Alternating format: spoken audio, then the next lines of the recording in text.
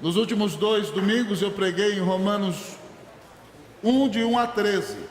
A igreja permanece de pé e nós vamos dar sequência ao terceiro sermão que vou pregar em Romanos 1. O primeiro sermão foi de Romanos 1, de 1 a 7. Nós falamos que o Evangelho é o centro de tudo. Romanos 1, de 8 a 13, pregamos sobre as atitudes de quem ama a igreja. E agora nós vamos ler a partir do versículo 14 até o versículo de número 17. E no próximo domingo pregaremos a partir do versículo de número 18. Romanos 1, de 14 a 17. Assim diz a palavra do Senhor. Pois sou devedor, tanto a gregos como a bárbaros, tanto a sábios como a ignorantes. Por isso, quanto está em mim, estou pronto a anunciar o Evangelho também a vós outros em Roma. Todos comigo, 16 e 17. Pois não me envergonho do Evangelho, porque é o poder de Deus para a salvação de todo aquele que crê, primeiro do judeu e também do grego, visto que a justiça de Deus se revela no Evangelho de fé em fé, como está escrito: o justo viverá por fé. Oremos uma vez mais. Santo Deus, eterno Pai, ser propício a nós pecadores, Senhor. Senhor, tua palavra diz que se tu observares iniquidades, Senhor, quem, Senhor, subsistirá? Mas a mesma palavra diz que contigo está o perdão para que te temos. Senhor, nós estamos aqui de pé na tua casa, diante da palavra mais poderosa, a palavra que disse haja luz e a luz veio existir. Ó Deus, ó Pai, com santo temor lemos essa palavra, porque ela não é coisa de somenos e não pode ser tratada com fidelidade. Nós lemos com reverência, sabendo do poder que ela tem, Deus, ó Pai, de mudar todas as circunstâncias e alterar todas as coisas, porque o Senhor fala neste livro. Então, Senhor, por meio do teu Evangelho, da tua palavra, transforma hoje o coração do teu povo em nome de Jesus. Transforma hoje a nossa vida. Traz, Deus, uma mudança real e sincera para o coração de cada um de nós. Ó Deus, ó Pai, traz um novo compromisso com o teu Evangelho e a disposição para exaltar o Senhor sobre todas as coisas, Deus, e te glorificar. Pai, nós te pedimos que o Senhor fale a nossa alma, porque o pregador de si mesmo não tem capacidade alguma, Senhor Deus, ó Pai.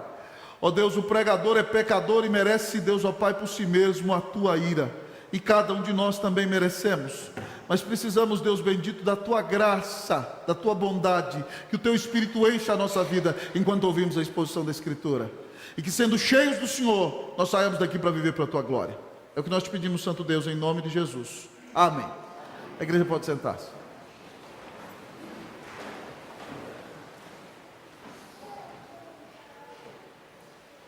Queridos irmãos e irmãs, se eu, como vosso pastor nessa manhã, vos fizesse a confissão de que tenho uma grande dívida, cujo valor supera a importância a bilhões e bilhões de reais, o que vocês fariam? E se eu dissesse que vocês, cada um de vocês, tem que me ajudar a pagar essa dívida que eu tenho, quem levantaria a mão para me ajudar a pagar a dívida? Ninguém. Eu quero dizer-lhes, amados irmãos, que eu tenho essa dívida, mas ela não é só minha, vocês também têm essa dívida. E o próprio apóstolo Paulo diz no texto que essa é a maior dívida que nós temos, amados amigos e irmãos. Paulo se apresenta aqui, amados amigos e irmãos, como o inadimplente evangélico. E não pense que o inadimplente evangélico é um cristão que se diz evangélico, que fez compras na praça e não pagou as suas contas. Não é nada disso.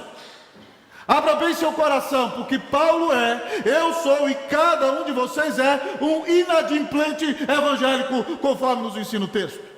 Na semana passada nós ouvimos o apóstolo Paulo dizendo, amados irmãos, que desejava muito estar com os romanos, que já tinha tentado fazê-lo, mas que Deus, na sua soberana providência, o tinha impedido. E agora, lembre-se bem, ele está terminando a terceira viagem missionária. Ele saiu de Éfeso e foi para Corinto. Está escrevendo no ano 57, 58. Ele vai sair de Éfeso, passar nas praias de Mileto, vai sair de Corinto, passar nas praias de Mileto para se despedir dos presbíteros de Éfeso. E depois, amados irmãos e irmãs, ele vai para Jerusalém. E lá será preso. e ficará, amados irmãos, 2 anos preso ali, e a sua ida a Roma não será do jeito que ele planejou. Ele chegará ali 3 anos depois, amado amigo e irmão, mas ele explica aos romanos que ele deseja ir ter com eles, porque ele é, na linguagem dele, devedor tanto a gregos como a bárbaros, tanto a sábios como a ignorantes, e está disposto a anunciar o evangelho também à igreja de Roma.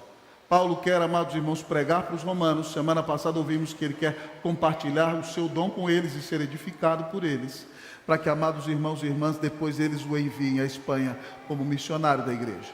E ao olhar para esse texto, então, Paulo se apresenta a mim e a você como o inadimplente evangélico.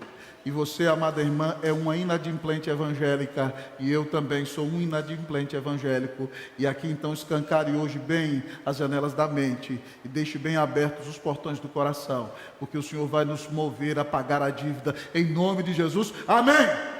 Porque a Bíblia diz: a ninguém deveis nada exceto o amor. Que Deus tenha misericórdia de nós.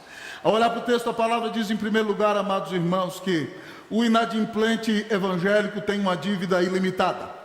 O inadimplente evangélico tem uma dívida ilimitada. Olhe para o texto comigo, versículo de número 14. Eu convido a igreja para ler comigo. Vamos ler todos o 14? Pois sou devedor tanto a gregos como a bárbaros. Amados irmãos, querido presbítero, conforme a implicação do texto, há 2 possibilidades conforme as quais nós podemos nos tornar devedores. Uma delas é você fazendo uma grande dívida e não pagando a dívida, aí você se torna um inadimplente e culpado daquela dívida que realizou. Essa dívida aqui não é a dívida do texto. A outra maneira, amado amigo e irmão, em que você se torna um devedor, é quando você se torna o fiel depositário de alguém. E quando alguém então te confia uma fortuna, amado amigo e irmão, para que você entregue no momento correto a outra pessoa.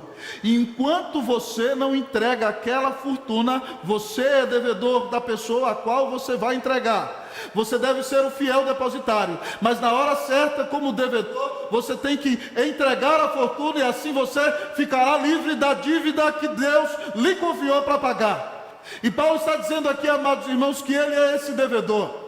E o devedor que Paulo é, esse inadimplente evangélico, é aquele que tem a obrigação de compartilhar o evangelho. Nós cristãos temos uma dívida, amados amigos e irmãos, com todos os que não têm Cristo Jesus. E Deus nos confiou o maior de todos os tesouros, para que nós entreguemos a todas as pessoas que estão diante de nós e não têm Jesus no seu coração.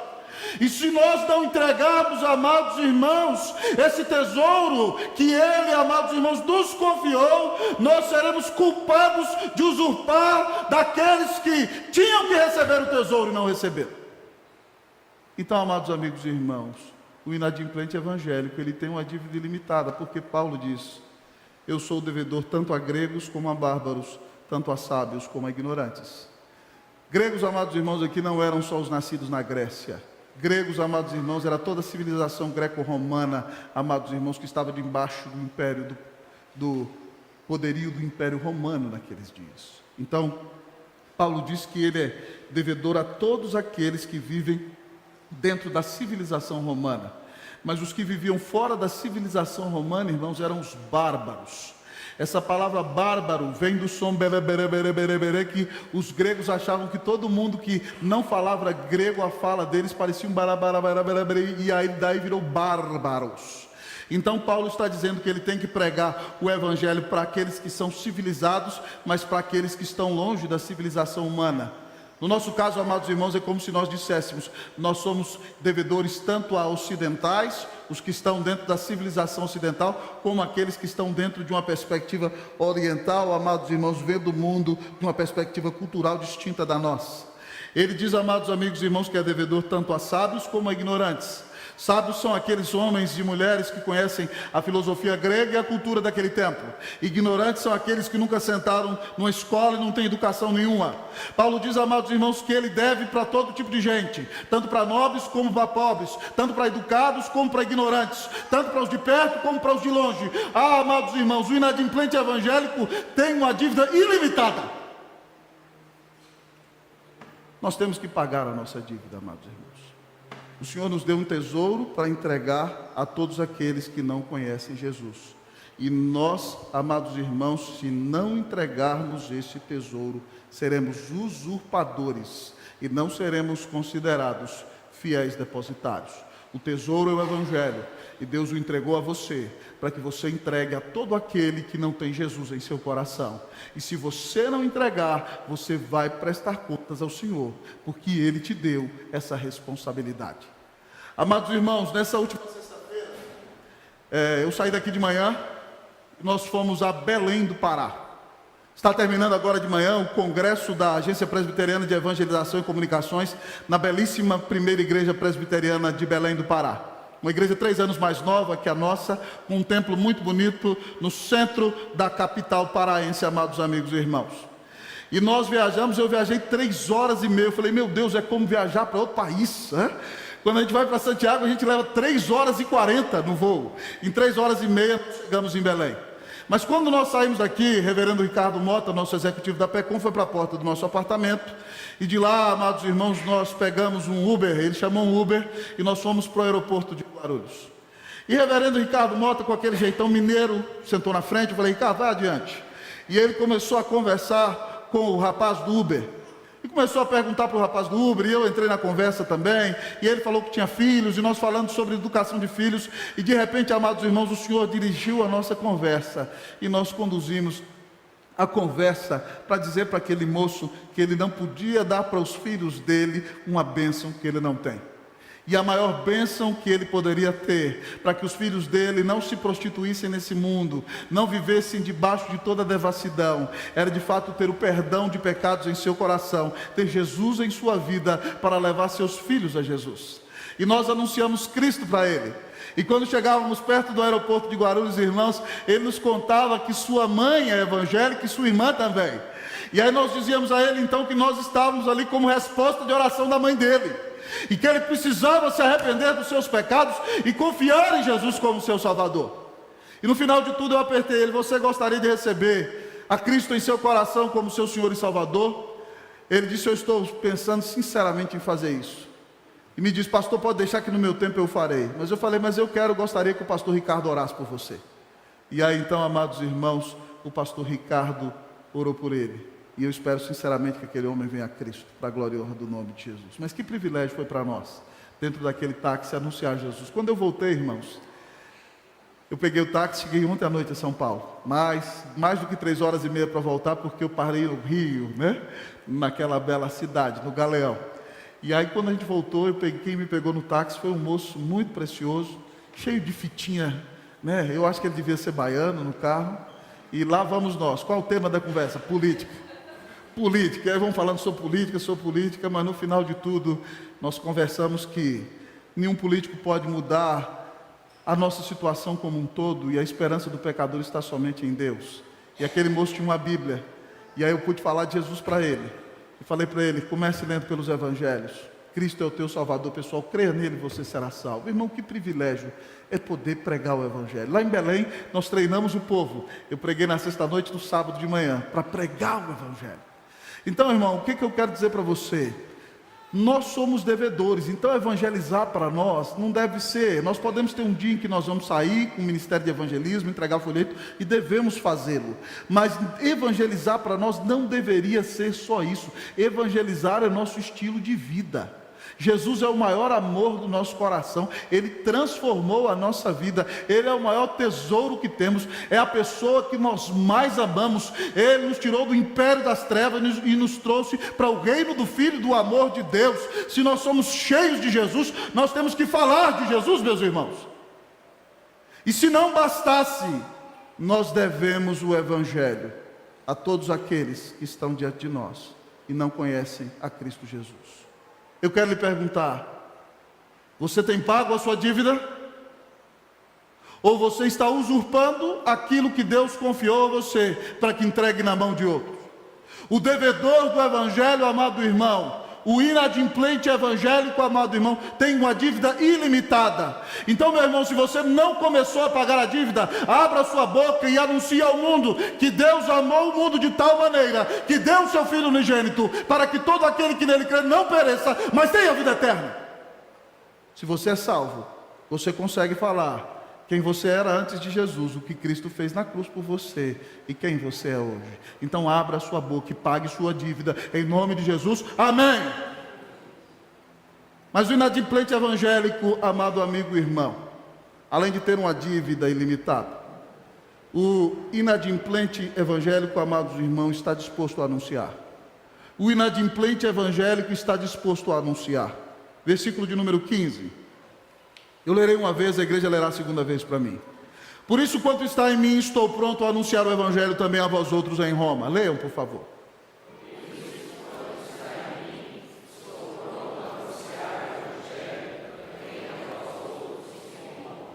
Paulo está dizendo para eles: irmãos, se dependesse de mim, eu já estava aí. É porque Deus não deixou, eu tentei ir algumas vezes.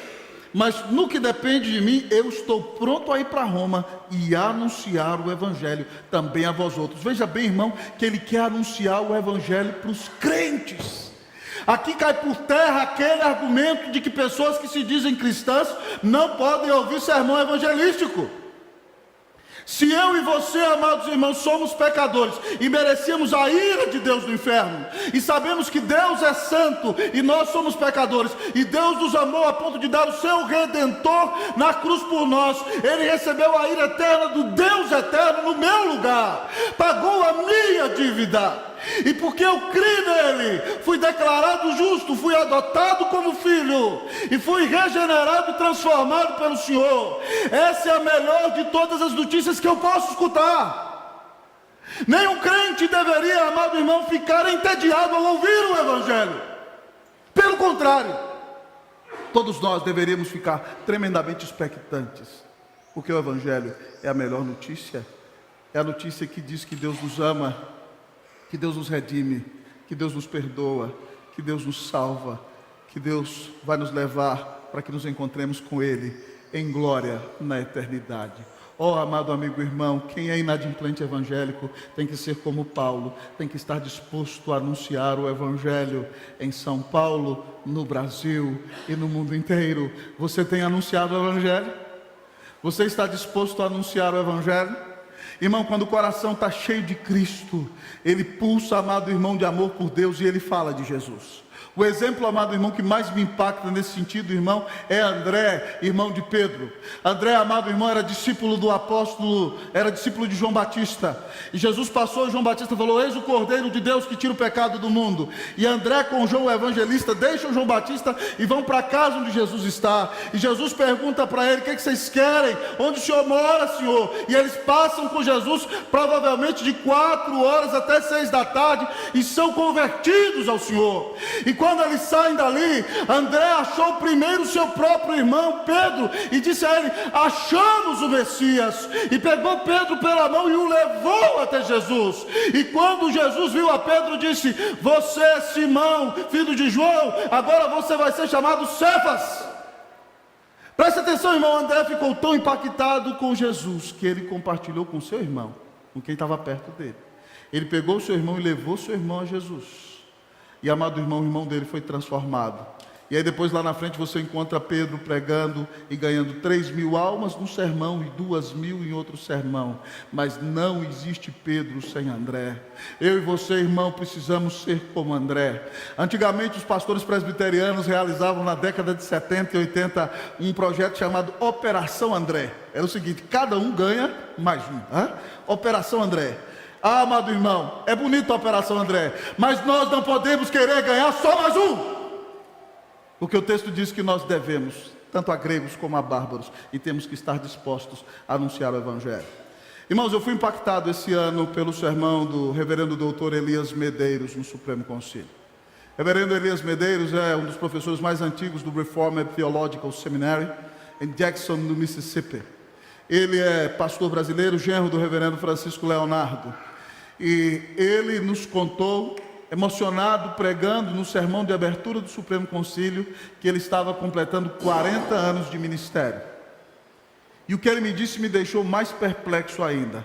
Ele disse naquele sermão que em 40 anos de ministério, ele nunca passou uma semana sequer do seu ministério sem pregar o evangelho de maneira pessoal para um não crente. Aquilo, amado irmão, foi como um tapa para mim. mas trouxe um quebrantamento. Eu falei: Deus, em todas as semanas do meu ministério, será que numa conversa pessoal eu falei de Jesus para alguém? Agora, responda-me você, em todos os seus anos de ministério como cristão, porque você é servo de Deus, como sacerdote e sacerdotisa de Jesus, todas as semanas da sua vida você falou de Jesus para alguém? Ah, amados irmãos, nos falta disposição. E nós temos pecado, amados irmãos, quando não anunciamos o Evangelho. Então, se você tem cometido esse pecado de não anunciar o Evangelho, peça hoje perdão ao Senhor em nome de Jesus. Ele diz que se confessarmos os nossos pecados, Ele é fiel e justo para nos perdoar os pecados e nos purificar de toda injustiça. Ah, amados irmãos, que Deus nos ajude a pagar a nossa dívida. Pague a sua dívida em nome de Jesus. Amém.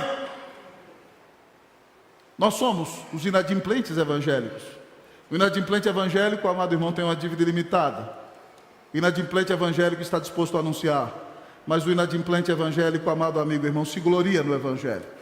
O inadimplente evangélico se gloria no Evangelho. Caiu alguma coisa lá de cima, mas aqui embaixo o povo está vivo, pode ficar tranquilo, né?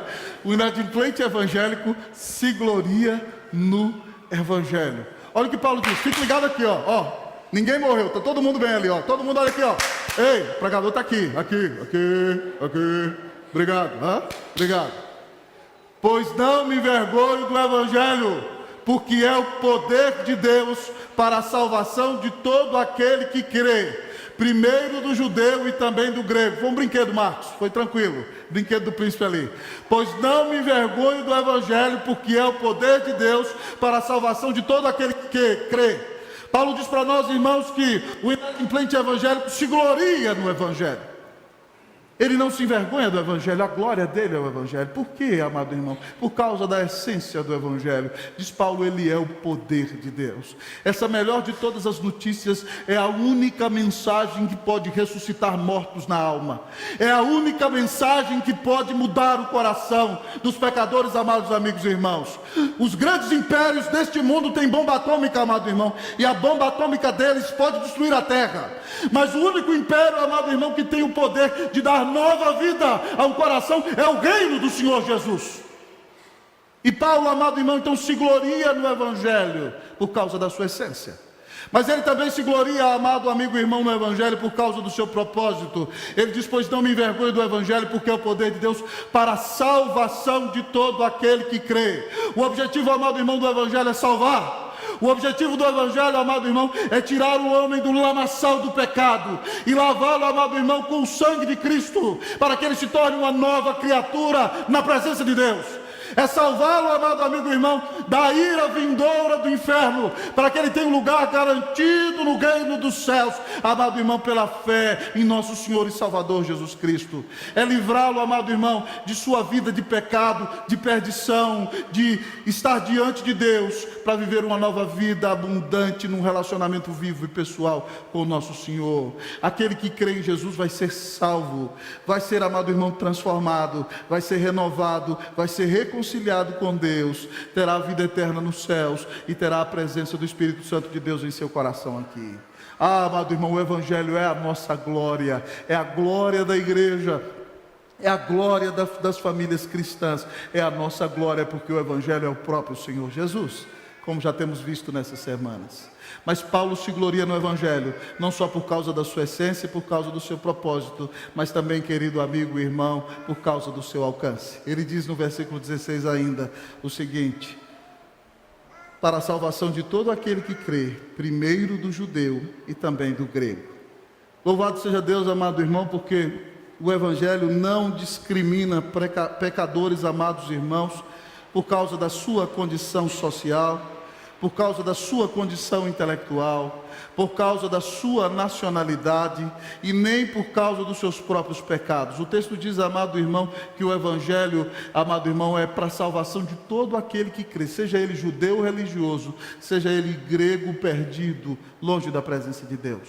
O alcance do Evangelho é ilimitado. Ele salva, amados irmãos, nós que estamos aqui em São Paulo, salva os que estão na nossa capital em Brasília, e os que estão lá no norte do Brasil e também no sul. Ele salva os japoneses, os coreanos, amado irmão, os holandeses, os alemães. Ele salva os americanos, os ingleses, os espanhóis, os franceses, os italianos e os portugueses, amados amigos e irmãos. Ele salva até os argentinos, irmãos, louvado seja Deus.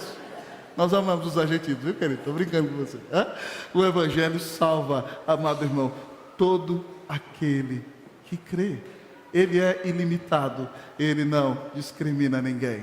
Então, meus irmãos, nós temos que nos gloriar nesse Evangelho maravilhoso. Preste atenção, ele é o maior poder, ele tem o maior propósito, ele tem o maior alcance, amado amigo e irmão, e ele foi confiado a você. Você já parou para pensar que essa palavra que você tem em suas mãos tem o poder de, entrando no coração de um pecador, ressuscitar a vida dele? Isso é algo glorioso demais. A palavra que disse haja luz está aqui, e foi a palavra que criou todas as coisas. A palavra que diz haja cruz e traz nova vida ao coração está aqui, e quando você abre a boca e anuncia essa palavra, Deus se quer na sua soberania ressuscita os mortos. Isso é maravilhoso demais. Preste atenção, irmão, você está sendo chamado para participar da maior causa e do maior projeto da história. Existem causas nobilíssimas, amados irmãos, na história da humanidade. Existem médicos sem fronteiras que atendem em distintos lugares do mundo. Existem pessoas que querem erradicar a fome, isso é algo muito importante. Mas não existe nada, amado irmão, que se possa fazer para mudar o coração do pecador, a não ser anunciando o Evangelho de Jesus Cristo, nosso Senhor. Você, amado irmão, tem em suas mãos a maior de todas as bênçãos, a maior de todas as armas, o maior de todos os privilégios. E o que você tem feito, amado amigo e irmão, com esse Evangelho tão maravilhoso que está nas suas mãos? Eu e você, amados irmãos, somos os inadimplentes evangélicos. Nós temos que pagar a nossa dívida, e a nossa glória, irmão, tem que estar no Evangelho. É por isso, amado amigo e irmão, que nada nesse mundo ocupa o primeiro lugar na nossa vida. O desejo de ser próspero nesse mundo não pode ocupar o primeiro lugar na nossa vida, porque nós temos o Evangelho e Cristo no coração. Amado amigo e irmão, nenhuma ideologia humana, nenhuma fidelidade a qualquer ideologia humana pode ocupar o primeiro lugar na sua vida e na minha, porque nós temos Cristo no coração. Cristo é o Senhor da nossa vida. Ele deu a vida na cruz por nós. Ele é a nossa glória. Quem ama Jesus fala de Jesus, amado amigo e irmão. Ele é a maior glória da nossa vida. Quando a gente ama alguém, a gente fala desse alguém. Eu contei hoje de manhã no culto espanhol que quando eu vim para São Paulo e comecei a namorar a Cleusa, no dia que eu comecei a namorar, no primeiro dia que eu vi a Cleusa, irmãos, eu sou apaixonado. Vocês já conhecem o pastor de vocês, mas imagine quando eu era adolescente, então. Era terrível, E aí então, eu já tinha namorado algumas vezes, mas vim para São Paulo e fui para uma congregação lá em Guarulhos. E quando eu chego no seminário à noite, eu ligo para minha mãe e falei: mãe, eu conheci uma menina crente, piedosa, hoje uma morena muito bonita, e eu quero avisar para a senhora que eu vou casar com ela. Você está doido, meu filho?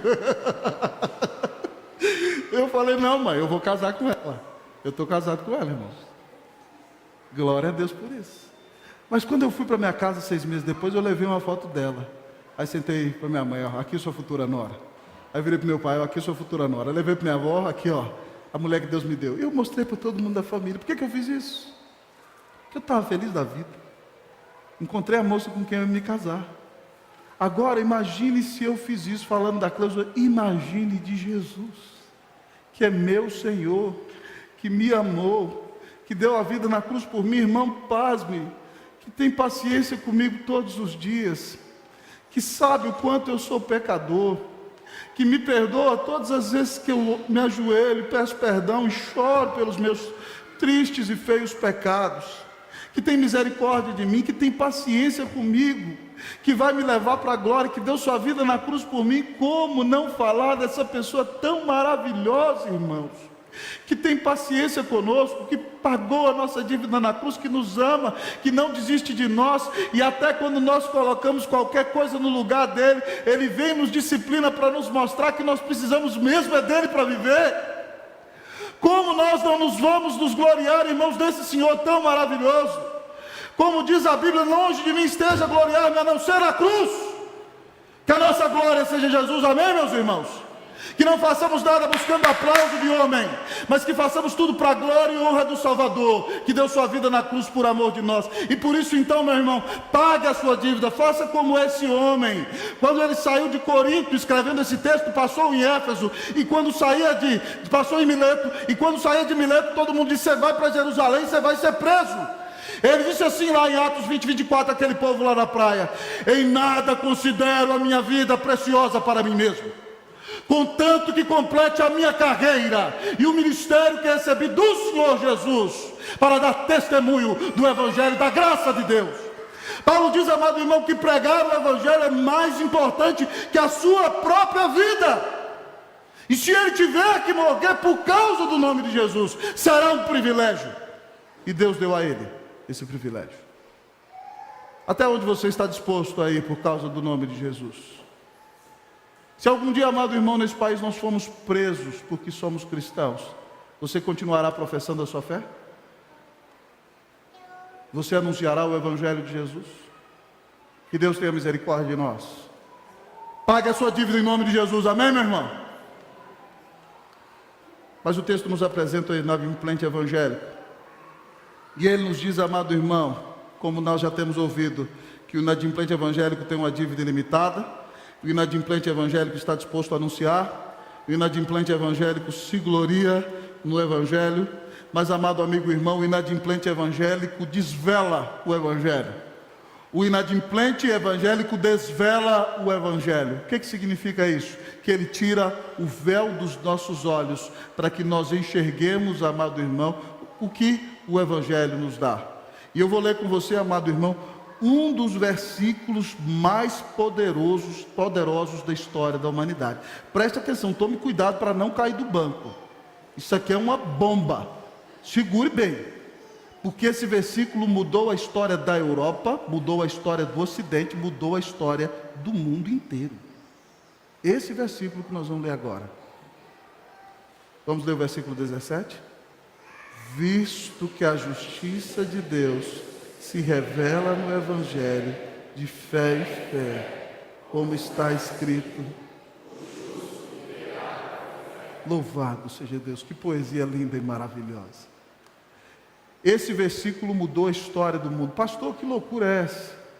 Lá no século XVI havia um monge alemão, menino que, sustentado pelo seu pai, estudava direito até viver a experiência de uma grande tempestade, cujos raios quase caíram em cima dele, e ele gritou: Santana, me ajuda, se eu for salvo da tempestade, eu viro monge.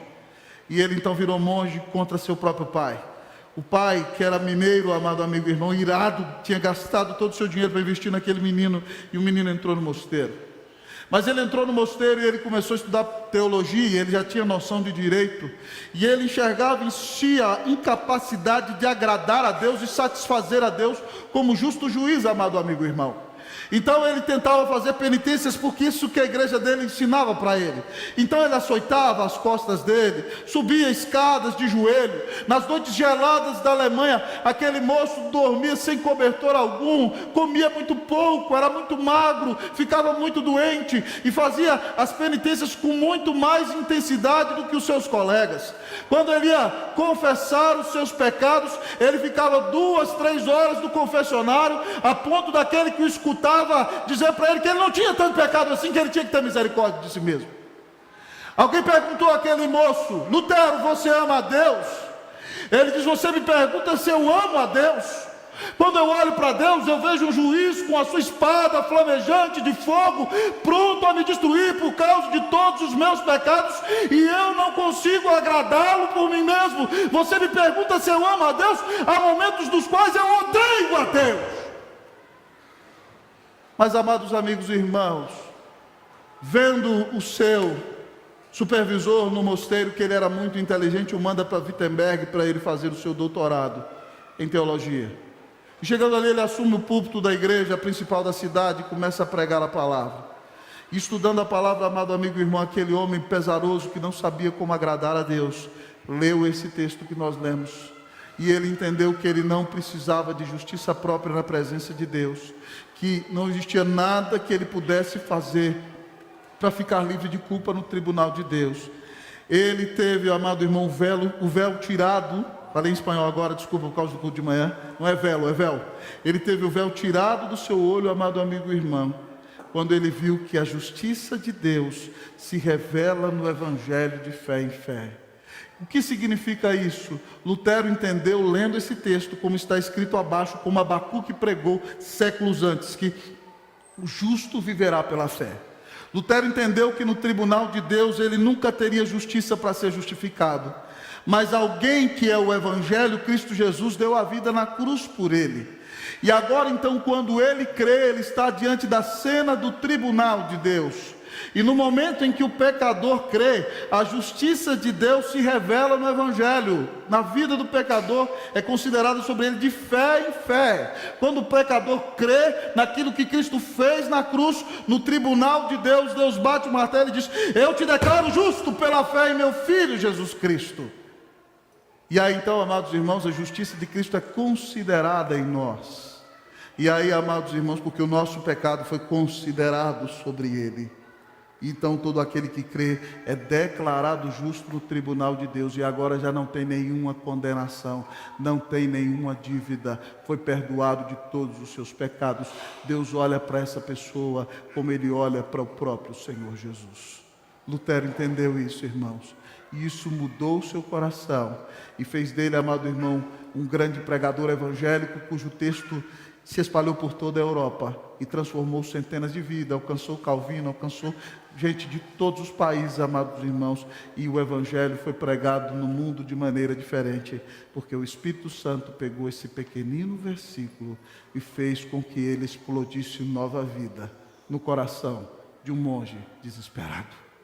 Ah, amados irmãos, nós somos esses inadimplentes evangélicos que temos a bênção de poder desvelar o Evangelho, que pode mudar pessoas, famílias, cidades, nações e o mundo inteiro, para a glória e honra do nome de Jesus. Veja a importância de pagar a sua dívida. Se você for sincero e pagar a sua dívida, vidas podem mudar, famílias podem mudar, cidades podem mudar, o país pode mudar, o mundo inteiro pode ser transformado, se aprouver a Deus usar o Evangelho para a glória e honra do nome de Jesus, amados amigos e irmãos. Ah, que Deus tenha misericórdia de nós, queridos irmãos e irmãs. Que Deus nos perdoe pelo nosso egocentrismo, pelo nosso desejo de agradar a homens, pelo pecado de não anunciarmos o Evangelho. Por isso, amado irmão, para aquele que está aqui nessa manhã e ouviu essa mensagem e ainda não tinha crido em Jesus, querido, a cena é a seguinte, estou chegando ao final da mensagem para lhe mostrar. Imagine que você está, amado amigo e irmão, isso é uma imaginação, a Bíblia não diz desse jeito, mas a implicação pode nos permitir chegar assim. Imagine que você está sentado, querido amigo e irmão, num grande tribunal. E você é um réu, um pecador. E você é réu e pecador porque você peca. E se você cometesse somente um pecado todos os dias, você cometeria 365 pecados por ano. E se fosse, querido amigo e irmão, em 10 anos você cometeria 3.650 pecados. E se cada pecado é um crime, em 10 anos você seria acusado, se cometesse um pecado só por dia, de 3.650 crimes. Então você estaria condenado. Então você está sentado ali no banco dos réus e vai ser interrogado, e ali já te acusa então a sua própria consciência. O seu próprio pecado está te acusando e você já sabe que é condenado. Então o inimigo das suas almas, o Apolion, se levanta e zomba e ri, dizendo que você é pecador, e diante da presença do juiz dos juízes, diz que não vê a possibilidade de que esse juiz possa te livrar. Você tem que pagar por causa de todos os seus pecados. Enquanto o zombador, o acusador da gargalhada de ira contra você, você vai se afundando no banco como réu e diz: eu estou perdido, não há solução para mim, até que se levanta no tribunal o maior de todos os advogados. E ele se dirige ao juiz dos juízes, ele mesmo é o próprio juiz também, a Bíblia diz, mas ele diz: meritíssimo dos meritíssimos, esse homem é culpado de tudo, que se lhe acuse de muitas coisas mais, mas tu, ó Deus eterno, amaste este pobre pecador e me mandaste ao mundo como teu Filho santo e perfeito, e eu paguei a dívida desse pecador. e ele nesse momento diz que crê em mim, e porque ele crê em mim, eu paguei a dívida dele. Então, pecador, no seu coração, no tribunal da sua consciência, você ouve Deus dizendo: eu te declaro justo, pela fé em meu Filho, Jesus Cristo. Se você quer perdão de pecados, creia hoje que Jesus morreu na cruz por você, querido, e você será salvo, e você será declarado justo no tribunal de Deus. E você que já creu, se arrependa hoje do seu pecado, mude de vida e fale de Jesus para quem aparecer na sua frente. Pague a sua dívida. Pague a sua dívida. Em nome de Jesus, amém.